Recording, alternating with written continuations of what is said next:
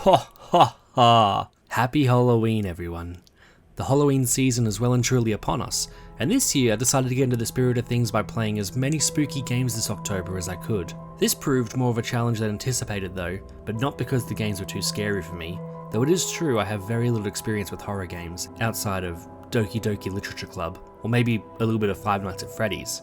I've always thought I was a bit of a baby when it came to genuinely scary experiences, only starting to become more comfortable with them lately. Instead, the last 2 weeks of my university trimester put me on the back foot at the start of the month, delaying my progress from the beginning. In addition to this, it took a great deal of self-control to stick to the theme given how many massive games dropped right in this part of the year, because game developers hate me. These setbacks aside though, I did manage to make some progress on the backlog and cross off some adequately spooky titles, so join me as I reflect on them and tell you my thoughts. Ooh. To begin the month, I played 2019's Resident Evil 2 Remake, and let me tell you that this game right here is exactly why I do this backlog stuff. So, quick history lesson, the Resident Evil series, or Biohazard if you live in Japan, is a series of horror video games by Capcom starting in 1996 and continuing strong today. Mr. President, are you looking forward to the Resident Evil movie that's currently in development? No, I'm not interested. Look, that's a game, and that's wrong. The series is insanely popular, with both Resident Evil 2 Remake and Resident Evil 4 often appearing on best game of all time lists.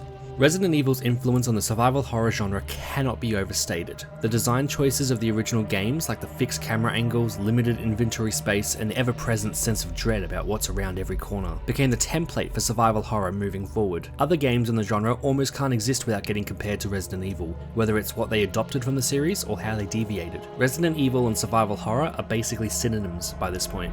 With all of that being said, I haven't played that many of the Resident Evil games. For reference, I'm not completely new to the Resident Evil series, though the entries that I have played, and perhaps more importantly the ones that I haven't played, would make any fan of the series cringe. My Resident Evil resume includes Resident Evil 5, a co-op playthrough with a friend of mine of course, and a few hours of Resident Evil 6, which was also co-op. And I'm pretty sure Resident Evil Revelations on 3DS had a demo, and I think I played some of that. Never got the full game though. Because of this, I was under the impression that the Resident Evil series' scary reputation was a bit exaggerated. They were a series of competent third-person shooters where you walk around, solve puzzles, and blast your way through armies of enemies. They had corny action movie plots, and at times they were so out there, it was hilarious. So when I started RE2 Remake for the first time expecting a fun romp, it completely shattered those preconceptions. This game, believe it or not, is scary. For my first playthrough, I decided with Leon's A story. The quickest explanation of how the story works in this game that I can give is that you have a choice between two characters, Leon and Claire, and can play through the game with either of them. The game slightly changes depending on who you pick, and completing the A scenario with one unlocks the B scenario for the opposite character.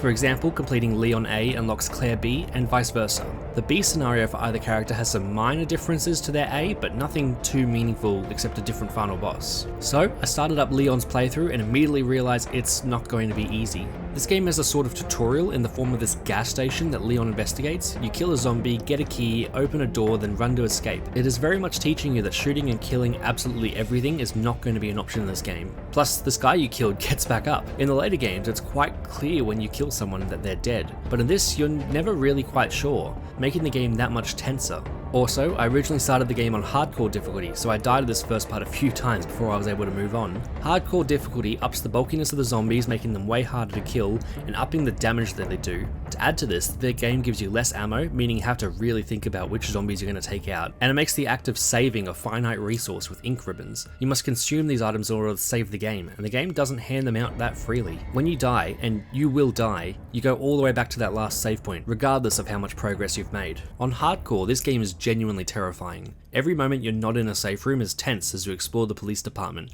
hoping not to run into another zombie. The RPD is such a well-designed environment to explore. There is constant backtracking throughout the building, but it never feels tedious. The building is dense with pathways constantly looping in on themselves, meaning it's never too long to get from one end of the station to the other. It also remains tense, as zombies you've taken down will quite often get back up if you fail to properly kill them, and it's often hard to know when they're dead or just knocked down. Checking wastes ammo or the durability of your knife, meaning it might be better to just move on and take the risk next time you come back through. The police station opens up as you solve puzzles and collect key items, however it's not quite that simple. You have very limited inventory space and key items take up slots that could be used for ammo or healing items. Plus, if it's your first time playing through, it might not be very clear when a key item might be useful. For example, you get this book at one point in the game and you know from a note you found that it's part of a statue somewhere in the RPD, but you're not sure where. As you explore though, you eventually stumble across this room with the statue and its broken arm. If you stored the book away in a safe room to make room for something else, you'll need to backtrack to one of those safe rooms and swap out some items, just so you can go back and complete the puzzle. Every time you need to travel through the hallways again, you are risking encountering more zombies, which could drain your resources even further. A little later on, you encounter lickers for the first time, hopefully after reading a note about how they behave and how to best avoid them. These zombies are fast, aggressive and do crazy amounts of damage, though they are blind, so as long as you walk around them slowly, you'll be okay. You never really have to kill any lickers, and I didn't until much later on into the playthrough in the nest facility, but by this point you have enough resources they aren't much of a problem. Eventually, after some story progression, you come across perhaps the single most memorable part of RE2 Remake, the Tyrant, or Mr. X. Mr. X is a merciless stalker enemy with no way to defeat him. If you're being chased by him, you have to run away, and he will continue to chase you until either you get enough distance between you and him, or you enter a safe room and he will patrol around the RPD while you wait. Safe rooms in this context are rooms that zombies cannot enter, whether they have a save point like the dark room, or they don't, such as the STARS office. Up until this point in the game, the main hall of the RPD, with the one exception of a zombie Marvin, has acted as a safe room that zombies cannot enter. This changes with Mr. X, who has no issue stomping in and punching you in the head for daring think you could get away. This is about the time that I got hard stuck in my first playthrough. It was exhausting losing Mr. X and then solving this library puzzle, granting me access to the clock tower, or I could spend a ridiculous amount of time looping him in the library and do the same thing. Either way, by the time I got to the clock tower, my resources were basically nothing, and I couldn't progress. I would either die right outside the clock tower from one of the zombies, Mr. X would get me if I tried to go back to the library, or a zombie I left in the east storage room would kill me if I tried going that way. For this reason, I kind of hate Mr. X. Look, I definitely get the point of Mr. X. Without him, the remainder of the RPD would be mostly trivial. He applies a pressure to the player that keeps the stakes up once many of your major passageways through the building have been cleared, and you are now essentially safe. He's a necessary inclusion to the game, and the game would be worse without him, but I still don't like this stretch of the game. It's kind of frustrating and also too scary for me. In all honesty, the save file probably was salvageable, and I probably could progress, but after a bit over an hour of getting to the clock tower then dying, I decided to cut my losses and start again. I made a new save file, this time on standard difficulty, and blazed my way up to this point again. I would still recommend hardcore mode to basically anyone to at least try. I think it's a true horror experience, and playing in standard you simply aren't getting the scares hardcore provides. I think overall hardcore is a better, more memorable experience, even if I didn't finish the whole game this way. That being said, I had a month to complete as many horror games as I could, and I'm not spending that whole month on just one game. The first half of the game is the most memorable for sure. I'm not going to spend too much time talking about the back half of the game. Most of my comments are for the first half, but I genuinely enjoyed the game the whole way through.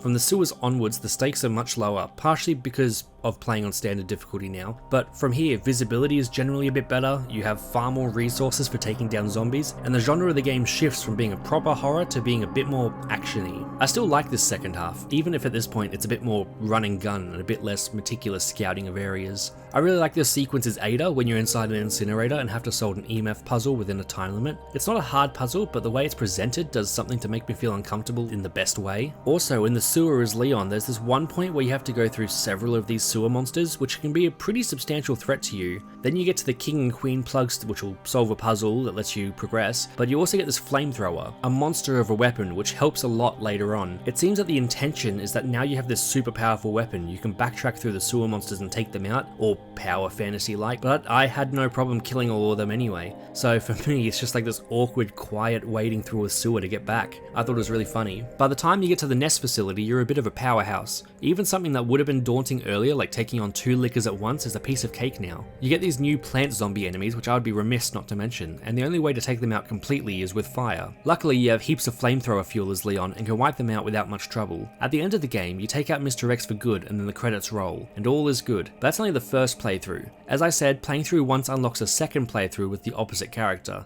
and general consensus is that you haven't played the game properly until you do both playthroughs. So that's what I did. Much of Claire's playthrough is similar. At the start, you come into the RPD from a different angle, and Claire has some different weapons for you to use. I didn't care for most of them, preferring Leon's arsenal overall, but I do like Claire's grenade launcher a lot, which you get frankly too early, meaning you have a chance to easily take out Lickers very early on. To augment this, the second playthrough has Mr. X appear much earlier, making the RPD tense once again. Even with this change though, I was able to get through without too much trouble. Knowing the layout from the first playthrough helps a lot. Instead of Ada, Claire's story involves Brian Irons, a corrupt police chief, and Sherry Birkin, a young girl. The sequence where you play as Sherry is tense, and I thought it was pretty well done, depowering you once again just as you're getting a bit too comfortable. The latter half of the game is mostly the same, though now with the grenade launcher as your only fire option, you are less equipped to take on those plant zombies in the nest facility than Leon was. William Birkin kills Mr. X about halfway through Claire's campaign, meaning that the final boss is him instead of Mr. X. Once you defeat him, and the giant train variant of him, the game is finished, and now you get the true ending. With that game finished, I booted up Resident Evil 3 Remake. This game is a bit controversial in the sense that as far as I can tell it's generally disliked. Now with just one story, you play as Jill Valentine, one of the protagonists from the first Resident Evil, for most of the game, with some parts playing as Carlos, a new character, working for Umbrella. The game opens in this first-person sequence as you walk around Jill's apartment, and I was not prepared for this. I thought maybe I misunderstood something. I was not prepared for first-person Resident Evil yet. It's too scary for me. Luckily for me that wasn't the case, as before long you get a phone call telling you to run as Nemesis shows up. Nemesis might be the most iconic of Resident Evil's villains, being widely recognised and even appears as a killer in Dead by Daylight. After some uncharted chase scenes, the game properly starts. This game doesn't spend that much time being genuinely scary. There's a couple of times early on when you don't have that many resources, and then this section in the bug nest, but outside of that the game is pretty action heavy, without much in the way of scares. Having played RE2 Remake, comparing it to RE5 there was a pretty stark difference, but looking at this game you can kinda see how they transition from one to the other. Not too long after, Nemesis shows up, and avoiding him isn't particularly scary. It's tricky at times, however with this new dodge mechanic the game introduces, you're well equipped to get away from him, despite his increased movement and aggression in comparison to RE2's Mr. X. Him showing up is frankly more annoying than menacing, as outside of cutscenes he doesn't seem like much of a threat. You can stand inside this game shop and he just stares at you through the window. Unlike RE2 Remake, which plays itself pretty straight for the most part, with maybe one or two odd sounding lines. I was hoping you could explain what's on it. Maybe. After I hear it. A lot of RE3 Remake is actually pretty funny.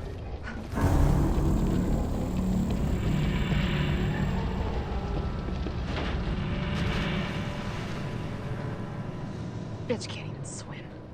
And I don't know if it intends to be. There's even 3 different trophies for killing Nemesis, and this guy keeps coming back over and over again in increasingly bizarre forms. There's this one section of the game where you revisit the RPD from RE2 Remake as Carlos, and the difference in power you have between the two is staggering. In RE2 Remake you have to be methodical, as this place is deadly if you're not careful. In RE3 Remake you're a force of nature, blasting through hordes of zombies no problem. One detail I really appreciated is that the codes for safes and locks are the same as the last game. This meant that a few of them that I could remember could be opened as soon as I came across them, instead of having to search for a clue. It's a nice detail that I appreciate. Something I don't appreciate though is how often the game asks if you want to lower the difficulty. It's a nitpick, sure, but it didn't annoy me nearly as much in RE2 Remake as it does in this one. There's a sequence in the hospital later on where you're jumped by a hunter beta, and these things take a while to kill, and they can insta-kill you, and you're in a pretty small environment. So of course I'm going to die a couple of times. Game, this is an intentionally challenging sequence. Let me try a couple of times before you insult my ability. That aside, you kill Nemesis once and for all, then you take down Nikolai, one of the most unlikable humans I've ever seen in a Resident Evil game, and you do it in the shooting sequence, which frankly I failed more times than the actual Nemesis boss. Then Jill and Carlos fly out of Raccoon City and you see it blow up. It's sad to see it go. Between this game and RE2 Remake, I've come to quite like Raccoon City, and much preferred it to the fictional African location from RE5. But alas, that's another game done, and... Oh, okay, this game wasn't on the backlog, guilty as charged. The only reason I played it is because my roommate insisted, and he's the one I borrowed RE2 Remake from. The game was short enough that I didn't feel like I was wasting too much time, so because of that I'm actually glad it was only the length it was. These games got me excited about Resident Evil like never before. I see now why this series is so beloved.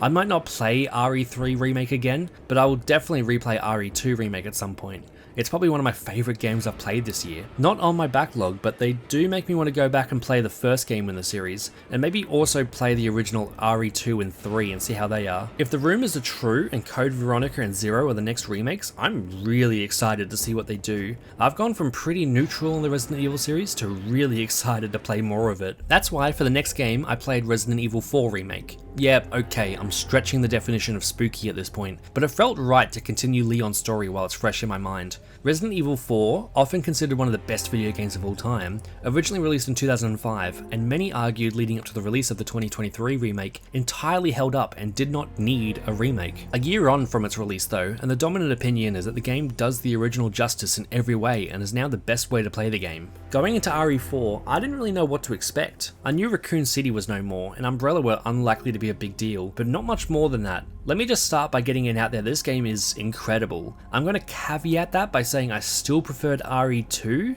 I just don't think it clicked with me quite as much as it clicked with others. That aside, I can recognize a good game when I see one. The combat is great fun. Now the resource management of previous entries is mostly gone. Now you can mow through villages of enemies even from early on. You get a plethora of resources throughout the game and ammo is never in short supply. And to add to that, the knife is a genuinely good weapon now that you can repair it for a fee at the merchant. I didn't mention how in RE3 the knife no longer degrades with use because frankly I forgot about it. The knife is kinda bad, only really useful for breaking crates. In RE4 though, the knife is a genuine short range option. Combat is a much bigger focus in this game and the combat is great as I said earlier. Leon has access to this melee kick option if you stagger an enemy, doing good damage and knocking over any enemy you come in contact with. This game is clearly what RE5 was modelled from, and like 5, almost nothing can stand in your way. The merchant, by the way, is timeless. I never played RE4 before this, but even I knew about this merchant character from reputation alone. The way he greets you, or takes a dig at you if you leave without buying anything, is classic. The game uses these purple flames to signal where he is, and every time you see that purple light, you can't help but rush towards him and see what else you can buy. I like the system they have for treasures in this game. You can inlay gemstones into certain treasures you collect, and based on certain criteria, you'll multiply how much money you receive. You end up holding onto treasures for a while in the hopes that you come across just the right gemstone you need to sell it for slightly more. There are a couple of sequences where you team up with Luis, and it really makes you appreciate how much a competent ally can do for you. This also contrasts when you walk around with Ashley, who is not a help at all in combat. Instead, it's very easy for her to be captured by enemies, especially during sequences of the game where you split up with her temporarily and then need to defend her from monsters as they approach her. I say enemies and monsters, as this game departs from the zombies of the previous games. You have to deal with parasites called Los Plagas. Look, I don't remember. I kind of miss the zombies of RE2 and 3 personally, but the change here allows some enemies to hold weapons and even fire at you from a distance, so I can at least appreciate the way this changes gameplay. Overall, RE4 is great though. I don't have too much to say on it. Also, partially because I've spent way too long talking about the series at this point, but it's a great game worth playing. Can't wait to play Resident Evil 7 and 8 for the first time next October. Moving away from Resident Evil, I decided to play Silent Hill 2's Remake, continuing this streak of playing only remakes this month. Having never played the original Silent Hill 2, it's been on the agenda for a while, but I wanted to wait and know if this remake was going to be any good first. I'm glad to say it is. This game is genuinely terrifying at points. This game does a really good job of always making you want to leave in a good way. There's a million Silent Hill 2 video essays out there that I could explain far better than I could, but I'll just cover broad strokes about what I love about the game. The town of Silent Hill is just as much a monster as the actual enemies in the game. The soundtrack and the fog as you enter the town are ominous and unwelcoming, always feeling like danger could be around any corner. Exploring this town won't be a piece of cake. The only cake that has anything to do with Silent Hill 2 is My Hear Me Out cake, where the nurses appear front and center. I will not be taking questions. Anytime you talk to a character in the game, something is off. No one seems all there. The puzzles I think are more interesting than its most obvious comparison, Resident Evil. The puzzles themselves are straightforward, however the way they are presented differentiates them in a way that makes them so memorable. Relatively early when you get to the hospital, there's this note hinting to what a code is, but rather than just reading the code somewhere, they give you a riddle: nurses, doctors, trees. You're to walk around the lobby and look at the photos on the wall, remembering the number of each across the photos, which is the 3-digit code. There's another one similar earlier on the patterns of moths, and I actually had to get out pen and paper and write down the numbers. Throughout the whole game, from the moment you first see Pyramid Head onwards, there's this quiet voice in the back of your head: he could be anywhere. At any point you could run into him again, and at any point the game could decide to have him as a stalker enemy like Mr. X in RE2, but they never really do. I really like how combat is done too. It's pretty easy to kill things in all honesty. The combat never gets particularly hard, though it's always still terrifying coming across an enemy. The game plays with your visibility constantly, giving you less and less throughout the game, which will then make combat harder. Even with the radio warning you of when enemies are near, you'll often have no idea where is to look around for them. The game manages constantly to make itself scarier. Every new area has you thinking it can't get any more terrifying, then the next area manages to one-up it again, peaking once you get to the labyrinth. Mannequins are already pretty scary enemy both in design and in their behaviour. They stand still until you come near and then pounce on you quickly. They get somehow even scarier later though when they start crawling around the walls like goddamn spiders. This game exploits so many phobias: spiders, the dark, falling, sticking your arm in dark holes, giant knife-wielding pyramid monsters. I love the way the game makes you press a prompt multiple times when sticking your arm in a hole or jumping further down. It would have been so simple for the game to let you press X once then complete the action, but instead you press the button and then lean over.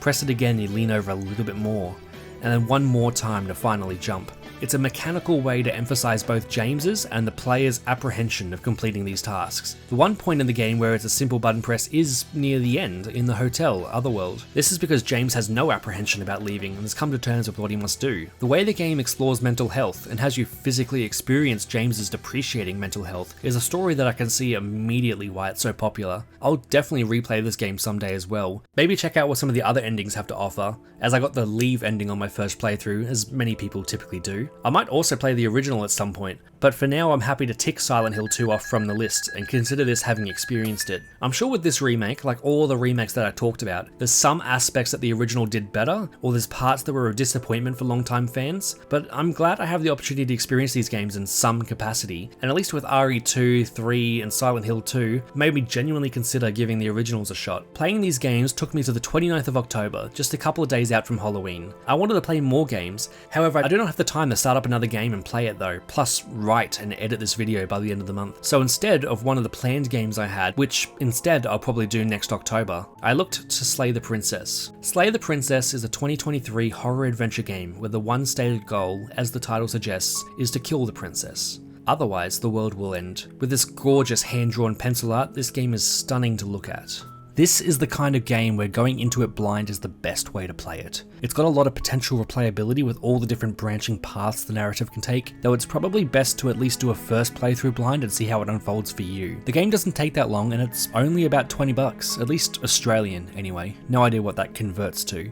Plus, the Pristine Cut just dropped recently, a free expansion adding some new content, and also it's available for console now as well. The humour is very Stanley Parable or even Portal 2, as in very dry British humour. If that's convinced you, as I said, the game is best experienced blind, so go play that now and then come back for some of my thoughts. Otherwise, full spoiler territory ahead. The voice acting in this game is so well done. Jonathan Sims, who you might know from the Magnus Archives, voices the vast majority of the cast here and does an amazing job of making everyone sound unique. As you progress through the game, you collect more of these internal voices. You'll start each run with the voice of the hero, a voice that just wants to do the right thing, whatever that is. But each time you die, the world resets and you gain another one of these voices, such as the voice of the Broken, for example, who is pessimistic and just wants to submit to the princess, as doing anything else is pointless. My favourite is probably the voice of the Contrarian, who is written hilariously and had me laughing out loud while playing a few times. You take the blade before letting me finish telling you it's there. It would be difficult to slay the princess and save the world without a weapon. And then, we throw it out the window. What? That blade is the only edge we have. We are not. Too late, because we already did it, didn't we? I also really enjoyed the voice of the Smitten, who simps over the princess and sounds kind of like Matt Berry. Are you ready for what comes next? Holy shit. She's gorgeous.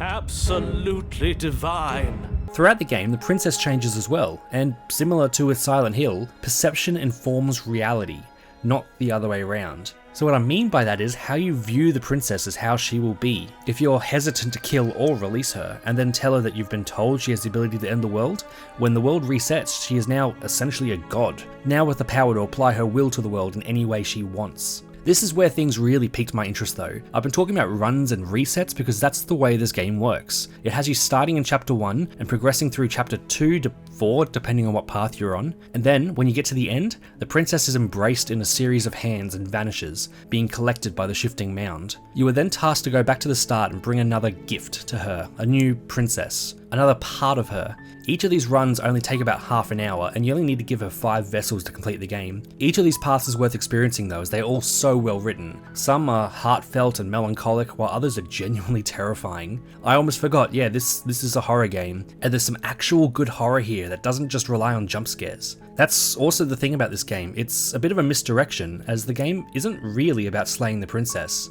It's this dance between the two characters that recognize you're in a time loop, yourself and the princess. Sometimes you'll kill each other, sometimes you'll help each other. Pretty quickly the pretense of this world ending becomes meaningless. The world ended heaps of times in previous runs and everything's fine. Let's see what happens when we change our actions. I'm not going to go into too much detail with the ending. If you've watched this far and still haven't played it, you can still go play the game and it's worth it. I was really surprised with how good this game was, and it's not particularly long. With the ending though, it feels almost personal to the player. The paths you've taken to this point will all be referenced in a way, and whether you and the princess were allies or enemies in those paths, we're kind of beyond that now, and there's just a mutual respect. The dialogue from the princess referenced my first run, and it's surprisingly well written. It felt entirely natural. Usually with games like this where the dialogue references your actions, it can kind of feel like a Mad Lib, but this felt almost real, and it felt like an actual conversation with chemistry rather than just reading lines from a script. I will admit I shed a tear when this game ended. I lived, I laughed, I loved, and I also shit myself a couple of times. Once you finish the game, you get a custom playlist as well for your playthrough, and you can listen to it on Spotify as a way to remind yourself of the journey you took. It's a silly little touch, but I really appreciate it, and I wanted to mention it. And that's all. If you're still around, thank you so much for watching. I'm blown away by the reception my last video got. Truly, thank you. It was a great surprise. One suggestion I had was to publicly post my backlog, both for inspiration and for the sake of you guys being able to see what's in my backlog, so I've done that. Link will be in the description, as well as on my channel. Let me know which one of the games on my list you're most offended that I haven't played. Lastly, I decided on how I want to handle new games in the context of this channel. Between now and the end of the year, I'm making a big push that I'm going to call Going into 2025 Dry. No 2024 play. I'm aiming to play all the games released this year that I would otherwise add to my backlog, entering 2025 with no carryover games from this year. There are a couple of exceptions I'm making for the sake of my own sanity. If you think that's cheating, well, fight me, it's my YouTube channel. If I get to these, I get to them, but if not, I'm not counting that as a failure. I'm also going to make a big end of year video telling you guys about how I went. Also, sorry for the gap between uploads. I'm aiming to eventually make it more consistent, but who knows at this point. I'm aiming to upload at least one major video between now and the end of the year, so keep an eye out for that as well. Also, I'm aiming to start streaming on YouTube and Twitch on probably Mondays and Tuesdays, though one, I'm pretty hopeless when it comes to streaming, between using the software, etc. I'm just completely inexperienced and much of it goes over my head. And two, just not great at talking for long periods of time, believe it or not. I'm a bit of an introvert, hence the mascot instead of my face, but we'll see. It'll be a fun challenge. Feel free to join and talk to me about anything backlog or gaming related or just anything really. Anyway, that's all for me. Take care guys, and I'll see you in the next one.